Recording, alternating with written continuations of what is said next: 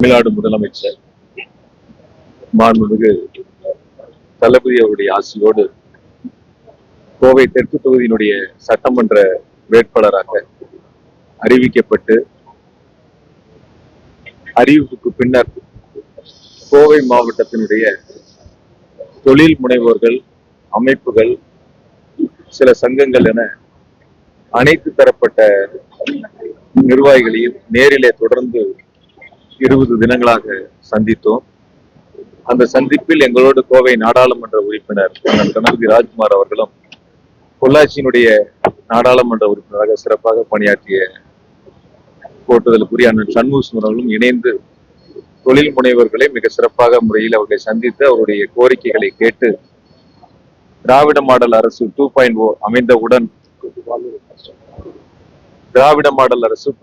ஆட்சி அமைந்தவுடன் கோவைக்கு என்னென்ன திட்டங்கள் செயல்படுத்தப்பட வேண்டும் என்ற அவருடைய விருப்பத்தை எல்லாம் முழுமையாக கேட்டு இந்த 20 நாட்களில் தொழில் முனைவோர்கள், பொதுமக்கள், வணிக பெருமக்கள் என அனைவரும் சொன்ன கருத்துக்களின் அடிப்படையில் அடுத்த 5 ஆண்டுகளில் திராவிட முன்னேற்ற கழகத்தினுடைய ஆட்சியில் மாண்பு முதலமைச்சர் தளபதியுடைய வழிகாட்டுதலோடு செயல்படுத்தக்கூடிய திட்டங்களுக்கான ஒரு வடிவமைப்பை உருவாக்கி இருக்கின்றோம். இதனுடைய தலைப்பு 1 லட்சம் கோடியில் கோவை மாவட்டத்திற்கான வளர்ச்சி திட்டங்கள். அடுத்த 5 ஆண்டுகளில் 1 லட்சம் கோடியில் கோவை மாவட்டத்திற்கான வளர்ச்சி திட்டங்கள். இந்த 1 லட்சம் கோடி என்பது 50,000 கோடியில் தொழில்துறையினுடைய விரிவாக்கங்கள், குறிப்பா உள்நாட்டு, வெளிநாட்டு புதிய தொழிற்சாலைகளை 50,000 கோடி மதிப்பில் கோவை மாவட்டத்தில் புதிய தொழிற்சாலைகளை உருவாக்கி வேலை வாய்ப்புகளை ஏற்படுத்துவது இதனுடைய நோக்கம். அடுத்து 50,000 கோடி என்பது மாநகராட்சி, நகராட்சி, பேரூராட்சி, ஊராட்சி பகுதிகளில் உள்கட்டமைப்பு வசதிகளை மேம்படுத்துவதற்காக 50,000 கோடி கோவை மாவட்டத்தில் செய்யக்கூடிய பணிகளுக்கான ஒரு இலக்காக நாங்கள் நிர்ணயித்து இதை முன்னெடுத்திருக்கின்றோம். அதனுடைய நகல்களை உங்களுக்கு நாங்கள் வழங்குகின்றோம். குறிப்பாக கோவையினுடைய மொத்தமாக தமிழ்நாட்டினுடைய பொருளாதாரத்தினுடைய மாவட்டங்களில் 4ஆம் இடத்தில் நம்முடைய கோவை மாவட்டம் இருக்கின்ற உள்நாட்டு உற்பத்தியில். அது ஏறத்தாழ ஒரு 10 விழுக்காடு அளவிற்கு கோவை மாவட்டத்தினுடைய உற்பத்திகள் இருக்கின்றன. அடுத்த 7 முதல் 10 ஆண்டுகளுக்குள் அது 15 முதல் 20 விழுக்காடாக உயர்த்துவதற்கான முயற்சிகளை முழுமையாக எடுத்து நிறைவேற்றக்கூடிய பணிகளை நாங்கள் முன்னெடுப்பதற்கு தயாராக இருக்கின்றோம். அடுத்ததாக தொழில் வளர்ச்சி மற்றும் விரிவாக்கத்திற்கான பணிகளை நாங்கள் முன்னெடுத்து அதன் மூலமாக செய்யக்கூடிய பணிகள், குறிப்பா மின்சார வாகனமா இருக்கட்டும், மோட்டாரா இருக்கட்டும், அதே போல இன்னும் பல பணிகள், விண்வெளி மற்றும் பாதுகாப்பு குறித்த பல்வேறு தொழில் சார்ந்திருக்கக்கூடிய பணிகளை நாங்கள் சிறப்பாக முன்னெடுக்க இருக்கின்றோம். இரண்டாவதாக டெக்ஸ்டைல் 2.0, ஜவுளி 2.0, தொழில்நுட்ப ஜவுளிகளில் பாதுகாப்பு, மருத்துவம் துறை சார்ந்த ஜவுளி உற்பத்தி, செயற்கை இலைகள் உள்ளிட்ட பல இலக்குகளில் அதற்கான முன்னெடுப்புகளை எடுக்க இருக்கின்றோம். மூன்றாவதாக சிறு குறு மற்றும் நடுத்தர நிறுவனங்களை நவீனமயமாக்குதல். அதற்காக நாங்க ரா மெட்டீரியலுக்கு புதிதாக ஒரு பிரிவை உருவாக்கி அதன் மூலமாக அந்த தொழிலை மேம்படுத்தக்கூடிய பணிகளை முன்னெடுக்க இருக்கின்றோம். நான்காவதாக உலகளாவிய ஏற்றுமதி மற்றும் தளவாட உட்கட்டமைப்புக்கான பணிகளை முன்னெடுக்க போறோம். மல்டி மாடல் லாஜிஸ்டிக்ஸ், இதற்கான சிறப்பு பணிகளை நாங்கள் தொகுத்து ஏற்பாடுகளை செய்திருக்கின்றோம். 5ஆவதாக செயற்கை நுண்ணறிவு, ஏஐ, தொழில்துறை, தொழில்நுட்பம் மற்றும் சேவைக்கான அந்த மென்பொருள் உள்ளிட்ட ஆகியவற்றை தகவல் தொழில்நுட்பத்தினுடைய நகராக மாற்றக்கூடிய பணிகளை முன்னெடுக்க இருக்கின்றோம். 6ஆவதாக திறன் மேம்பாடு, ஸ்கில் டெவலப்மெண்ட்டுக்கு தனியாக இங்கே நாங்கள் ஒரு பல்கலைக்கழகங்களை உருவாக்குவது சம்பந்தமாக முயற்சிகளை முன்னெடுக்க இருக்கின்றோம். 7ஆவதாக நகர்ப்புற தொழில்துறை உள்கட்டமைப்பு, அர்பன் இண்டஸ்ட்ரியல் டெவலப்மெண்ட், பெரிய அளவிலான தொழில்துறை விரிவாக்கத்திற்கு தேவையான அந்த பயன்பாட்டிற்கு வழித்தடங்கள் மற்றும் சேவை உள்கட்டமைப்புகளை உருவாக்குவதற்கான பணிகளை இந்த நேரத்தில் நாங்கள் முயற்சி செய்து முன்னெடுக்க இருக்கின்றோம். 8ஆவதாக பசுமை தொழில் மாற்றம், அதற்கான பணிகள், கார்பன் அடர்த்தியை குறைப்பதற்காக சூரிய மற்றும் காற்று ஆற்றல் உள்ளிட்ட புதுப்பிக்கத்தக்க எரிசக்தி கட்டமைப்புகளை பசுமை ஹைட்ரஜன் முயற்சிகளுடன் மேம்படுத்துதல், அதற்கான பணிகளை முன்னெடுக்க இருக்கின்றோம். 9 சுற்றுச்சூழல் மேம்பாடு, நொய்யல் ஆற்றை மீட்டெடுத்தல், நிலத்தடி நீர் மட்டத்தை உயர்த்துதல், குளங்கள், குட்டைகள் மற்றும் ஏரி அமைப்புகளை புத்துயிர் அளித்தல், தொழிற்சாலை கழிவு நீரை மறுசுழற்சி செய்தல், இதற்கான முயற்சிகள் இந்த திட்டத்திலே நாங்கள் சேர்த்திருக்கின்றோம். 10வது மருத்துவ மதிப்பு மற்றும் சுகாதார மையம், மேம்பட்ட நோயறிதல், தீவிர சிகிச்சை கட்டமைப்பு, மருத்துவ ஆராய்ச்சி சூழமைப்புகளை மற்றும் வான்வழி ஆம்புலன்ஸ் அமைப்புகள் உள்ளிட்ட வசதிகளை உருவாக்குதல், அதற்கான ஏற்பாடுகளை செய்வதற்கான ஒரு முயற்சிகளை முன்னெடுத்திருக்கின்றோம். 11 ஆபரண சில்லறை மற்றும் வர்த்தக மையம், கோயம்புத்தூரை தேசிய ஆபரண மையமாக நிலைநிறுத்த தேவையான உள்கட்டமைப்புகளை நிறுவுவதற்கான பணிகளை முன்னெடுக்கின்றோம். இந்த 11 தொழில்துறை சார்ந்த புதிய முயற்சிகளை முன்னெடுத்து கோவை மாவட்டம் தமிழ்நாட்டில் இப்பொழுது 4ஆம் இடத்தில் இருக்கக்கூடிய அந்த உற்பத்தி என்பது அடுத்த 7 முதல் 10 ஆண்டுகளுக்குள் முதல் இடத்தை பெறுவதற்கான முயற்சிகளை எடுப்பதற்காக இந்த திட்டங்களை நாங்கள் வடிவமைத்திருக்கின்றோம். 2வது 50,000 கோடிக்கான உள்கட்டமைப்பு வசதிகளை மேம்படுத்துதல், அதுல நகர்ப்புற போக்குவரத்து நெரிசலை குறைப்பதற்கான அந்த முயற்சிகள். அதுல நாங்கள் மெட்ரோ ரயில் திட்டத்தை 2வது முறையாக எங்களுடைய முதலமைச்சர் மாண்பு தளபதி அவர்கள் அரசு பொறுப்பேற்றவுடன் அதை விரைந்து அனுமதிகளை பெற்று நிறைவேற்றுவதற்கான முயற்சிகளை சிறப்பாக மேற்கொள்ள இருக்கின்றோம். இதுல அதுக்கடுத்து 2வது நீர் பாதுகாப்பு மற்றும் மறுசுழற்சிக்கான உள்கட்டமைப்பு, 3ஆம் நிலை சுத்திகரிப்பு மற்றும் மறுசுழற்சி ஆலைகளின் ஆதரவுடன் தொழில்துறைக்கான நீர் மற்றும் கழிவுநீர் குழாய் அந்த அமைக்கக்கூடிய உருவாக்குவதற்கான பணிகளை முன்னெடுக்க இருக்கின்றோம். 3வது மின் கட்டமைப்பு, உள்கட்டமைப்பு, அதுக்கான அந்த மின் கட்டமைப்புகளுக்கான தேவையான தொழில்துறைக்கு தேவையான பணிகளை முன்னெடுப்பது. 4வது வெள்ள மேலாண்மை, நகர்ப்புற வெள்ள அபாயங்களை கண்காணிக்க அதற்கான பணிகளை முன்னெடுக்க இருக்கின்றோம் 4வது நிகழ்வாக. 5வது கழிவு மேலாண்மை உள்கட்டமைப்பு, வேஸ்ட் மேனேஜ்மெண்ட்டுக்கு தனியா அதற்கான சிறப்பு முயற்சிகளை முன்னெடுத்து நிறைவேற்றுவதற்கான அந்த பணிகளை தொடங்க இருக்கின்றோம். 6வது ஸ்மார்ட் சிட்டி உட்கட்டமைப்பு, ஒருங்கிணைந்த கட்டளை மற்றும் கட்டுப்பாட்டு மையம் நிறுவி அதன் மூலமாக அந்த பணிகளை மேற்கொள்வதற்கான முயற்சிகளை எடுக்கின்றோம். 7வது நகர்ப்புற இறுதிநிலை இணைப்பு, அந்த உள்சாலை வடிவமைப்புகளை அகலப்படுத்துதல், திறன்மிகு போக்குவரத்து மேலாண்மை அமைப்புகள் மற்றும் மெட்ரோ இணைப்பு அமைப்புகளுடன் ஒருங்கிணைத்தல், இதற்கான முயற்சிகளை நாங்கள் முன்னெடுக்க இருக்கின்றோம். 8வது டிகே மார்க்கெட் இருக்கு, தியாகி குமரன் மார்க்கெட், அதுல multi level complex plus car parking, அதற்கான வசதிகளை உருவாக்குவதற்கான முயற்சிகளை நாங்கள் முன்னெடுக்க இருக்கின்றோம். இதோடு சேர்த்து எடுக்கக்கூடிய பணிகளில் மொத்தமாக நாங்கள் 15 பணிகளை நாங்கள் முன்னெடுத்திருக்கின்றோம்.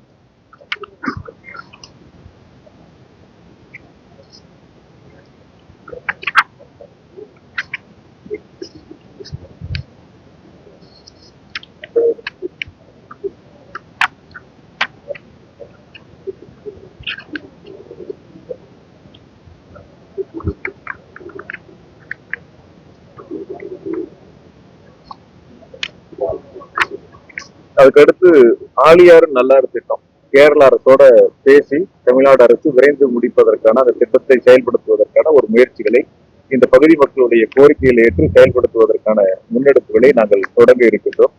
அதே போல கோவை மாநகரில் கூடிய போக்குவரத்து நெரிசலை குறைக்கக்கூடிய வகையில பேருந்துகளை கையாளக்கூடிய வசதியில அதிநவீன ஒருங்கிணைந்த பேருந்து நிலையம், குறிப்பா இப்ப நிறைய பஸ் ஸ்டாண்டு நம்ம கோயம்புத்தூருக்குள்ள இருக்கு. எல்லா பஸ் ஸ்டாண்டு, ஆம்னி பஸ் ஸ்டாண்டா இருக்கட்டும், எஸ்சிடிசி பஸ்ஸுகளா இருக்கட்டும், இது எல்லாம் ஒருங்கிணைந்த ஒரு புறநகர் பேருந்து நிலையம். அங்க இருந்து இறங்கி டவுன் பஸ் நம்ம எங்க போகணுமோ அந்த பகுதிகளுக்கு போகக்கூடிய வகையிலும் ஒரு புதிய பேருந்து நிலையம் அமைப்பதற்கான பணிகளை முன்னெடுப்பதற்கான முயற்சிகளை செய்ய இருக்கின்றோம். அதே போல சின்னியம்பலை நீலம்பூர் அந்த பாலத்தினுடைய நீட்டிப்பு என்பது விரைந்து முடிப்பதற்கான முயற்சிகளை நாங்கள் முன்னெடுக்க இருக்கின்றோம். அதே போல நரசிம்மநாயக்கம்பாளையம், அதே போல ஈஸ்டர்ன் பைபாஸ் ரோடு, அந்த சாலைகளை இந்த திட்டத்தில் நிறைவேற்றுவதற்கான புறநகர் சாலையை அமைப்பதற்கான பயிற்சிகளை அந்த பணிகளை எடுப்பதற்கு முழுமையாக முயற்சி எடுத்து வேலைகளை செய்வோம். ஒண்டிப்புதூர் மேம்பாலத்திற்குட்பட்ட அந்த உயர்மட்ட சாலை ஒன்று புதிதாக அமைப்பது, சத்தியமங்கலம் சாலையை விரிவுபடுத்துவதற்கான பணிகளை மேற்கொள்ளக்கூடிய அந்த திட்டங்கள். அதே போல கோவையில சர்வதேச தரத்திலான கிரிக்கெட் மைதானம் ஏற்கனவே மாண்பு துணை முதலமைச்சர்களால் அறிவிக்கப்பட்டு முதல் கட்ட பணிகளை நாங்கள் தொடங்கி இருக்கின்றோம். அந்த திட்டத்தை விரைவாக முடித்து திறப்பதற்கான பணிகளை வேகப்படுத்த இருக்கின்றோம். ஆக இதுல ஒரு 15 திட்டங்கள், உள்கட்டமைப்பு வசதிகள்ல ஒரு 15, தொழில்துறையில ஒரு 11, மொத்தம் 26. இந்த ஆண்டு 26, 2026ஆம் ஆண்டு தேர்தல் நடக்கின்ற ஆண்டு.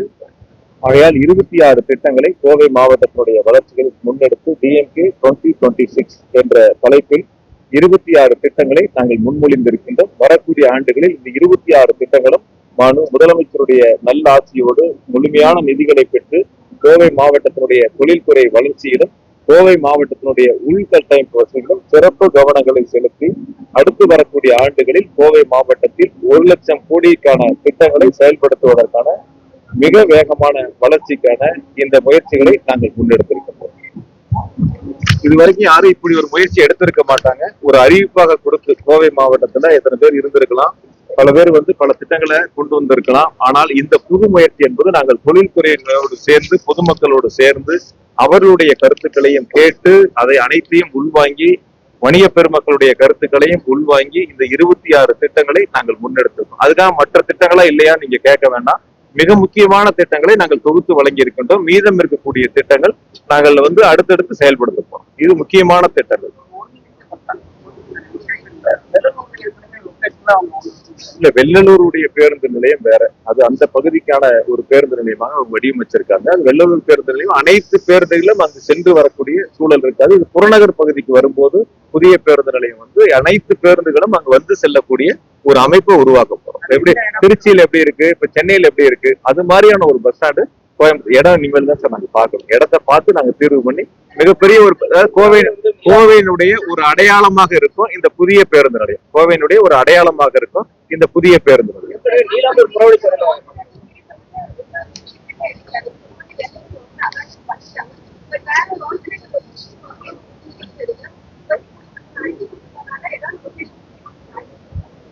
இல்ல, இனி நாங்க ஏற்கனவே அதுக்கான முயற்சிகள் முன்னாடி அரசு நிர்வாகத்தின் மூலமாக மேற்கொள்ளப்பட்டன. இடம் உரிய இடங்கள் நாங்க தேர்வு பண்றதுல காலதாமதம் ஏற்பட்டது. இப்ப விரைவா அந்த இடத்தை தேர்வு பண்ணி புதிய பேருந்து நிலையம் அமைப்பதற்கான முயற்சிகள் முழுமையா எடுத்தோம். சார், வெள்ளலூர் பஸ் ஸ்டாண்டு அது அங்க செயல்படுவது அங்க இருக்கக்கூடிய மக்களுடைய விருப்பங்கள் அடிப்படையில இப்ப நிறைய பஸ் ஸ்டாண்ட் இருக்கு நம்ம கோயம்புத்தூர்ல. வெள்ளலூர் மட்டும் பஸ் ஸ்டாண்டு கிடையாது, நிறைய பஸ் ஸ்டாண்ட் இருக்கு. இந்த பஸ் ஸ்டாண்ட் எல்லாம் ஒரு புறநகர் பகுதிக்கு போகும்போது எந்த இடத்துலயும் போக்குவரத்து நெரிசல் இருக்காது. அந்த புறநகர் பஸ் ஸ்டாண்ட்ல இப்ப எப்படி சென்னையில இருக்கு புது பஸ் ஸ்டாண்டு, அது மாதிரி திருச்சியில எப்படி புது பஸ் ஸ்டாண்ட் இருக்கு, அது மாதிரி ஒரு புதிய பேருந்து நிலையம் உருவாக்கி அங்க இருந்து சிட்டிக்குள்ள வரக்கூடிய பஸ் எல்லாம் அங்க டவுன் பஸ்ல ஏறி மாறி வரக்கூடிய ஒரு சூழலை உருவாக்குவதற்கான ஒரு முயற்சிகளை முன்னெடுத்திருக்கோம்.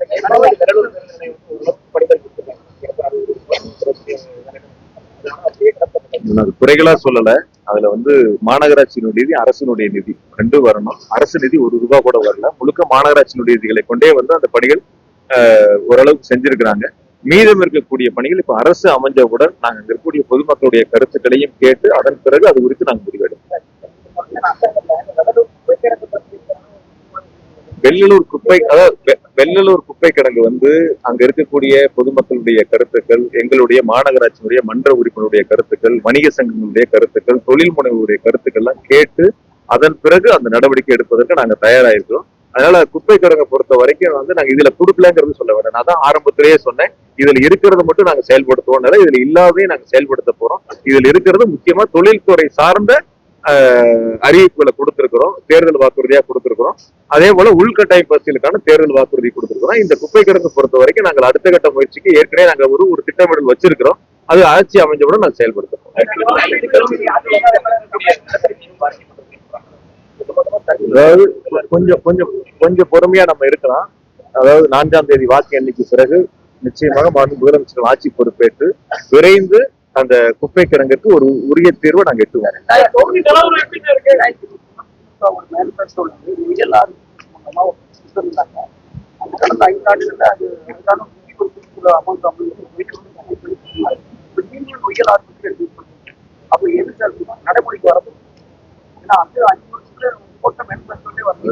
இல்ல சார், அது என்னன்னு கேட்டீங்கன்னா மாவட்ட வாரியா இருக்கக்கூடிய திட்டங்கள் எங்களுடைய திமுகவுடைய தேர்தல் அறிக்கை தமிழ்நாடு முழுவதும் செயல்படுத்தக்கூடிய ஒரு பொதுவான தேர்தல் அறிக்கை கொடுத்திருக்காங்க. ஏற்கனவே முதலமைச்சர் முன்மொழிந்திருக்கக்கூடிய நொய்யலாறு தான் நாங்க சீரமைக்க போறோம். அதனால நாங்க என்ன செய்ய போறோங்கிறது இதுல கொடுத்திருக்கோம். அந்த நொய்யலாறு கண்டிப்பா மறுசீரமைப்பு இருக்கும். அது மக்கள் விரும்பக்கூடிய அளவுல நிச்சயமா இருக்கு. ஒருத்தரா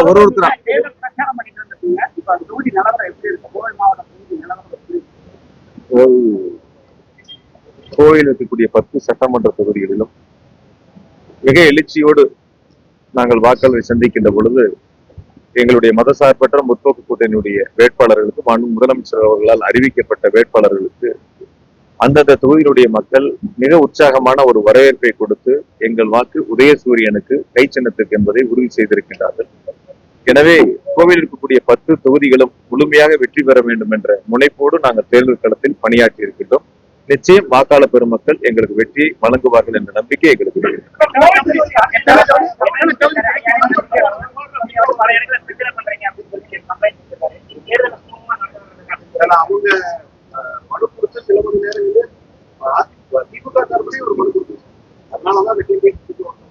அதாவது நாங்க எப்பயுமே தேர்தலை சுமூகமா நடத்தணும்னு எங்களுடைய விருப்பம். அதுல எந்த விதமான மாற்று கருத்தும் இல்லை. தேர்தலுடைய தோல்வி பயத்துல அதிமுகவினர் அங்கங்க வன்முறைகளை தூண்ட வேண்டும், ஒரு சட்டம் ஒழுங்கு சீராக இருக்கக்கூடாது என்பதில் சிறப்பு கவனங்களை செலுத்தி 50 பேர் 100 பேர் ஒரு அடியாட்களை ஒன்று திரட்டி அவருடைய கட்சிக்காரர்களா கூட இருக்கலாம், அவர்களை வன்முறைகளை இறக்குவது. நான் கேட்கிறேன், ஒரு தேர்தல் நேரம் இப்ப இன்னைக்கு 6 மணியோட முடியுது. 6 மணிக்கு பிறகு வெளியூர்காரர்கள் தங்கி இருக்கக்கூடாது என்பது தேர்தல் ஆணையத்தினுடைய விதிமுறை. 6 மணிக்கு பிறகு அவர்கள் சொல்லுகின்ற அல்லது முன்மொழியக்கூடிய கருத்துக்கள் வெளியூர்காரங்க தங்கியிருக்காங்கன்னு சொன்னா ஓகே. இப்ப தேர்தல் நடைமுறையில் இருக்கின்ற பொழுது, வாக்குகளை சேகரிக்கின்ற பொழுது ஒவ்வொரு அரசியல் கட்சிக்கும் அவரவர் விருப்பப்பட்டவர்கள் அவரவர் தொகுதியில் சென்று வேலை பார்ப்பது இயற்கை. இப்ப நாடாளுமன்ற தேர்தல் நடந்துச்சு, எங்க கணபதி ராஜ்குமாரன் எதிர்த்து பிஜேபியில ஒரு வேட்பாளர் நின்னாரு. அவருக்கு தமிழ்நாடு முழுக்க இருந்து பிரச்சாரங்கள்லாம் முன்னெடுத்தாங்க. அங்கங்க முகாம் போட்டு பல மாநிலங்களுடைய கார்கள்லாம் நின்றுச்சு. இன்னைக்கு பிஜேபியினுடைய வேட்பாளர் கோவையில ஒரு தொகுதியில போட்டியிடுறாங்க. வெளி மாநிலங்களை சேர்ந்த முதலமைச்சர் உட்பட அங்க இருக்கக்கூடிய அமைப்புகள், RSS அமைப்புகளா இருக்கு, எல்லாரும் இங்க முகாமிட்டு தான் தேர்தல் பணிகளை செய்து கொண்டிருக்கின்றார். அது ஒரு அரசியல் கட்சிக்கு யார் யார் விருப்பப்படுகிறாரோ அந்த தொகுதியில சென்று தேர்தல் பணியாற்றுவது இயற்கை. 6 மணிக்கு மேல் அது போன்று யாரேனும் தங்கி இருந்தால் அது குறித்து குறைகளை சொல்லலாம். அதை விட்டு வெளியூர்காரர்கள் இங்க இருந்து பணியாற்றுகிறார் என்பது என்னை பொறுத்தவரை அது ஏற்புடையதல்ல. அது நீங்களும் பாருங்க, எப்படி தேர்தல் நடைமுறைகள் என்ன இருக்கு, விதிமுறைகள் என்ன இருக்கு, அதையெல்லாம் கடந்து எப்படி உண்மைக்கு மாறான ஒரு பொய்யான செய்திகளை முன்மொழிகிறார்கள் என்பதை பொதுவா அவங்களுக்கு கோவையில் இருக்கக்கூடிய, குறிப்பா தெற்கு தொகுதியில் இருக்கக்கூடிய அதிமுக வேட்பாளருக்கு அவர் தோல்விங்கிறத உணர்ந்துட்டார். அதனால ஏதேனும் குறைகளை சொல்லி இந்த நேரங்கள்ல அந்த செய்திகளை வெளியிட வேண்டும் என்பதை அவர் வாடிக்கையாக வச்சிருக்காரு. உதாரணத்துக்கு நான் ஹால்மார்க்கை பத்தி சொல்றேன். உண்மையாலுமே ஒரு வேட்பாளர் ஒரு தரமான வேட்பாளராக இருந்தால், நன்கு அறிந்தவராக இருந்தால், ஒரு செய்தியை வெளியிடுவதற்கு முன்பாக, ஒரு செய்தியை பகிர்ந்து கொள்வதற்கு முன்பாக அதனுடைய உண்மை தன்மைகளை தெரிந்து கொள்ள வேண்டும். ஹால்மார்க்ங்கிறது ஒன்றிய அரசினுடைய நிறுவனம், அவங்க கொடுக்கக்கூடிய அனுமதி. அதை எப்படி நான் ஒரு மாநில அரசை கொண்டு நான் எப்படி அதை தடுக்க முடியும், அதை எப்படி நிறுத்தி வைக்க முடியும், அதுக்குள்ள எப்படி நம்ம அடுத்த நிலைக்கு போக முடியும்? அதனால உண்மை தன்மை தெரியாமல், யார் அதற்கான தலைமை என்பதை கூட தெரியாமல் தெற்கு தொகுதியுடைய வேட்பாளர் பணியாற்றி கொண்டிருக்கிறார். தோல்விங்கிறது தெரிஞ்சு போச்சு. அதனால இது போன்ற கருத்துக்களை முன்வைக்கின்றார். எங்களை பொறுத்தவரை, திராவிட முன்னேற்ற கழகத்தை பொறுத்தவரை, மதசார்பற்ற முற்போக்கு கூட்டணியை பொறுத்தவரை கோவை மாவட்டம் மட்டுமல்ல தமிழ்நாடு முழுவதும் தேர்தலை சுமூகமாக அமைதியாக நடத்த வேண்டும் என்பதுதான் எங்களுடைய நோக்கம். அதுதான் எங்க தலைவர் எங்களுக்கு இருக்கிற கட்டளை.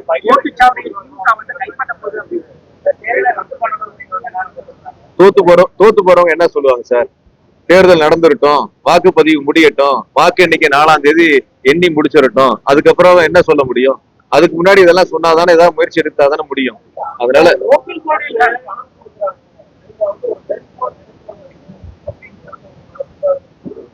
அதாவது ஏதாவது ஒரு இடத்துல அவங்க நிரூபிக்கணும். குற்றச்சாட்டு என்ன வேணாலும் சொல்லலாம், குற்றச்சாட்டுகள் என்ன வேணாலும் சொல்லலாம், யார் மீது யாரு வேணாலும் சொல்லலாம். இதையே நான் திருப்பி சொல்றதுக்கு எவ்வளவு நேரம் ஆகும்?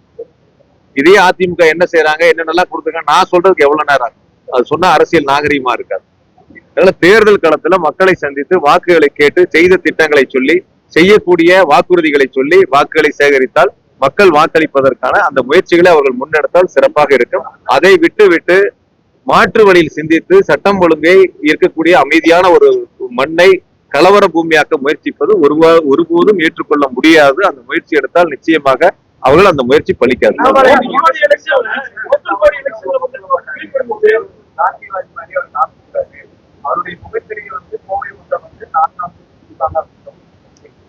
ஒரு வாட்சுக்கு பில்லு கேட்டோம், கடைசி வரைக்கும் கொடுக்காம அந்த மளிகை கடையில் ஒரு துண்டு சீட்டு கொடுப்பாங்கல்ல, உளுந்தம் பருப்பு, பாசி பருப்பு, பட்டாணி பருப்புன்னு, அது மாதிரி ஒரு துண்டு சீட்டை கொடுத்து இதுதான் வவுச்சர்னு கொடுத்தாரு.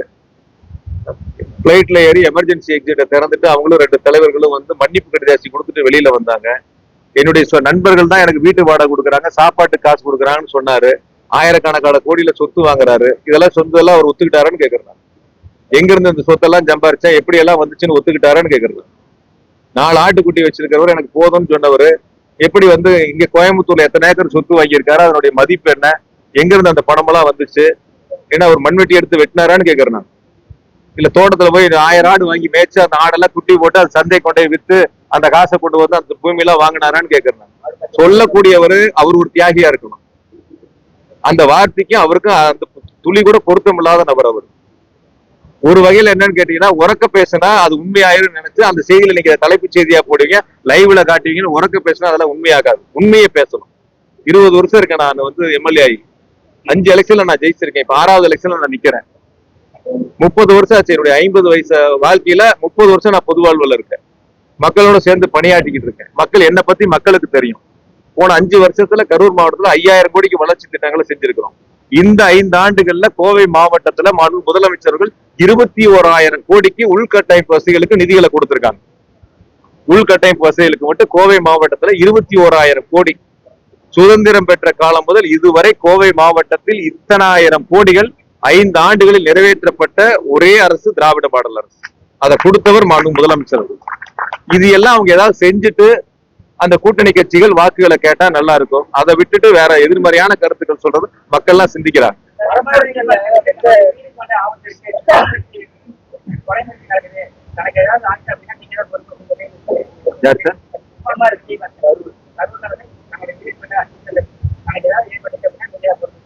நான் கோயம்புத்தூர்ல இருக்கேன், அவரு கரூர்ல இருக்காரு. இங்க இருந்து எப்படி இந்த போர் நடக்குது இல்ல, ஏவுகணை தாக்குதல், அது மாதிரி எதுவும் தாக்குதல் நடத்துறதான்னு கேக்குறேன். அவருதான் ஏற்கனவே மனுவெல்லாம் கொடுத்திருந்தாரு காவல்துறையில, எனக்கு வந்து துப்பாக்கி ஏந்திய போலீஸ் பாதுகாப்பு வேணும். அதான் கேட்டு வாங்கிக்க வேண்டியதானே. கேட்டா கொடுக்க போறாங்க, கேட்டு வாங்கிக்க வேண்டியதானே. அது சார் என்ன சார், நான் இங்க ஒரு பக்கம் வேட்பாளர், அவர் அங்க ஒரு பக்கம் வேட்பாளர். சொல்லக்கூடிய கருத்து நியாயமான கருத்தா இருக்கு. பல முறை நான் விளக்க சொல்லிட்டேன், எங்களுடைய முதலமைச்சர்களும் விளக்க சொல்லிட்டாங்க. இதையே திரும்ப திரும்ப நம்ம வந்து தேஞ்ச ரெக்கார்டு திரும்ப போட வேண்டியதில்லை. முதலமைச்சருடைய விளக்கமே போதுமானது. நான் முதலமைச்சர் சொன்ன மிக சிறப்பான அந்த உரையே போதுமானது. நான் சொன்ன ஏற்கனவே சொன்ன விளக்கம் போதுமானது.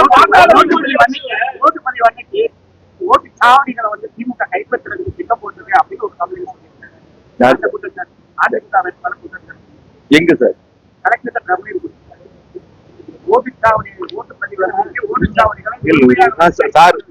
சார் கேட்டதுக்கு சொல்லிடுறேன். தேர்தல் நடத்துவது ஒன்றிய அரசினுடைய தேர்தல் ஆணையம். தேர்தல் நடைமுறையில் தமிழ்நாடு அரசு பணியாளர்கள் இருந்தாலும் கூட முழுமையாக அவர் ஒன்றிய அரசினுடைய தேர்தல் ஆணையத்தினுடைய கட்டுப்பாட்டில், உதாரணத்துக்கு மாவட்ட ஆட்சித்தலைவரா இருக்கலாம், அல்லது நம்ம இருக்கக்கூடிய தொகுதியினுடைய ரிட்டர்னிங் ஆபீசரா இருக்கலாம், கடைநிலை வரை பிளேயிங் ஸ்குவாட் வரைக்கும் எல்லாருமே தேர்தல் ஆணையத்துடைய கட்டுப்பாட்டுல இருக்காங்க. அவங்க சிஆர்பிஎஃப் போலீஸ் வரைக்கும் முழுமையாக ஒன்றிய அரசினுடைய பாதுகாப்பு படை முழுமையா வந்து இறங்கிருக்கு. இது எப்படி வந்து சாத்தியக்கூறுன்னு அவங்க நினைக்கிறாங்க, இது எப்படி நடக்கும்னு அவங்க வேணா அந்த முயற்சி வேணா எடுக்கலாம். அவங்களுக்கு வந்து அவங்க மேல பிஜேபியோட கூட்டணியில் இருக்காங்க, அவங்க வேணா அந்த முயற்சிகளை எடுத்து பார்க்கலாம்.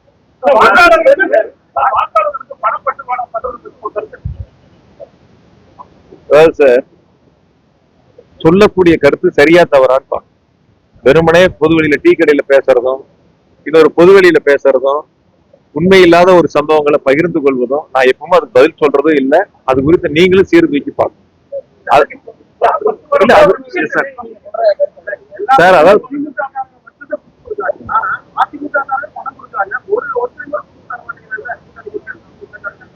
இல்ல சார், அது அந்த கருத்துக்கு நான் வந்து என்னன்னு கேட்டீங்கன்னா, தேர்தல் நியாயமா நடக்கணும், வெளிப்படையா நடக்கணும், மக்கள் விருப்பப்படி வாக்களிக்கணும், தங்கள் யாரை தேர்ந்தெடுக்கணும்னு விரும்புறாங்களோ அவங்களுக்கு வாக்களிக்கணும். இதுதான் நாங்களும் எதிர்பார்க்கிறோம். நேர்மையா நடக்கும். மக்களை சந்திச்சு வாக்குகளை கேட்கணும். நான் இப்போ 5 வீடு இருந்திருக்கேன், இப்ப 6வது வீடுக்கு வரேன் அப்படின்னு கேட்டீங்கன்னா, மக்களை சந்திச்சு நான் செய்யக்கூடிய வேலைகளை சொல்லியிருக்கணும், செஞ்சதை சொல்லியிருக்கணும். அந்த மாதிரி சந்திச்சு வாக்குகளை கேட்டு நேர்மையா தேர்தல் சந்திச்சு செய்யணும். அதுதான் ஒரு வேட்பாளருக்கு ஒரு அடையாளம். அதாவது அது நீங்க யாரு கொடுக்குறாங்க, யார் வாங்கினாங்க அப்படிங்கிறது அவங்க கிட்ட கேட்கணும். நான் ஒருபோதும் ஏத்துக்க மாட்டேன். பொதுவான செய்தி தானே சார், யாரு எப்படி ஏத்துக்குவாங்க, எல்லாரும் எப்படி ஏத்துக்குவாங்கன்னு கேட்கறது. தேர்தல் நியாயமா நடக்கணும் தானே எல்லாரும் நினைப்பாங்க. நீங்களும் அப்படிதான் நினைக்கிறீங்க, நானும் அப்படிதான் நினைக்கிறேன். தேர்தல் நேர்மையா நடக்கணும், நியாயமா நடக்கணும், மக்களுக்கான திட்டங்களை சொல்லணும், மக்கள் வாக்களிக்கணும். அதுல நான் தெளிவா இருக்கேன், ரொம்ப உறுதியா இருக்கேன். ரெண்டும் தப்பு தான் சார், ரெண்டும் தப்பு தான்.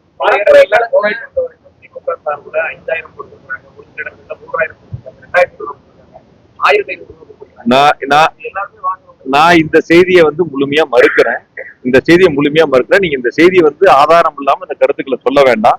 ஆதாரம் இல்லாம அப்படி இருந்தா ஏதாவது புகார் கொடுக்க சொல்லலாம். அப்படியே ஒரு நிமிஷம் சார் இருங்க. நீங்க ஏதாவது ரொம்ப ஸ்மார்ட்டா பேசுறேன்னு நினைச்சு பேச வேண்டாம். ஆதாரங்கள் இருந்தா போய் மாவட்ட தேர்தல் அதிகாரிகிட்ட மனு கொடுக்கட்டும், ரிட்டர்னிங் ஆபீசர்கிட்ட மனு கொடுக்கட்டும். அதுக்கு பிறகு நான் என்னங்கறத நான் விசாரிச்சு சொல்லுவேன்.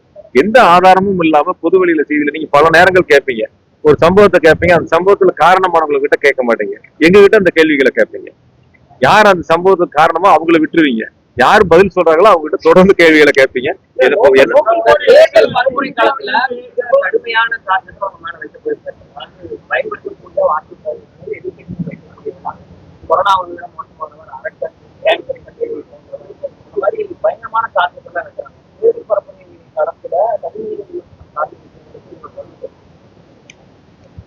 அதாவது ஒரு எதிர்கட்சி தலைவர்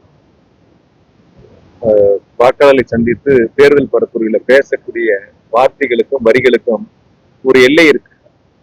அந்த எல்லையை மீறி எங்களுடைய முதலமைச்சர் அவர்கள் மீதும் துணை முதலமைச்சர் அவர்கள் மீதும் பல்வேறு விமர்சனங்களை கடுமையாக வைக்கிறார். குறிப்பா அந்தந்த பகுதிகளுக்கு போகும்போது எங்களுடைய அமைச்சர் பெருமக்கள் மூத்த நிர்வாகிகள் மீதும் கடுமையான விமர்சனங்களை முன்வைக்கிறார். என் மேல தனிப்பட்ட முறையில மிக கடுமையான விமர்சனங்களை முன் வச்சிருக்காரு.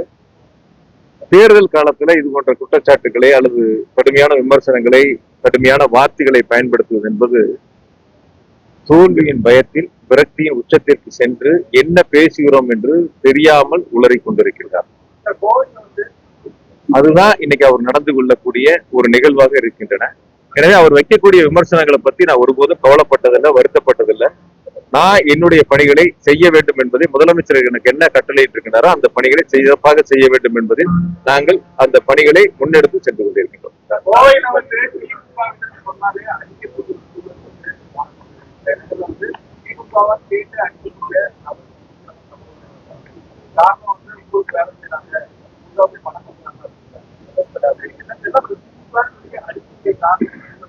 இப்ப உங்களுக்கு தெரியுதா யாரு சட்ட ஒழுங்க கெடுக்க நினைக்கிறாங்கன்னு? அதாவது உங்களுக்கு தெரியல யாரு சட்டம் ஒழுங்க கெடுக்க நினைக்கிறாங்க, யாரு தேர்தல் அமைதியா நடக்க கூடாதுன்னு உங்களுக்கு தெரியுதா?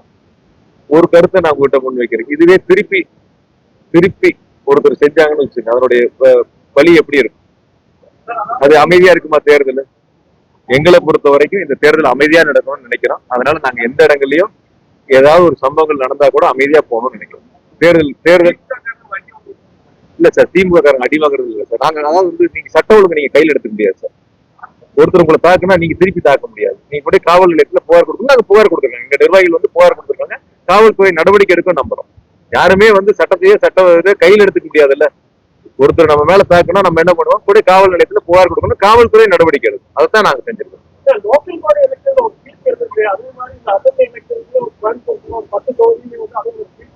நிச்சயமா இருக்கும், நிச்சயமா இருக்கு சார். 4ஆம் தேதி ஒன்னாதானே சார் இருக்க போறோம்.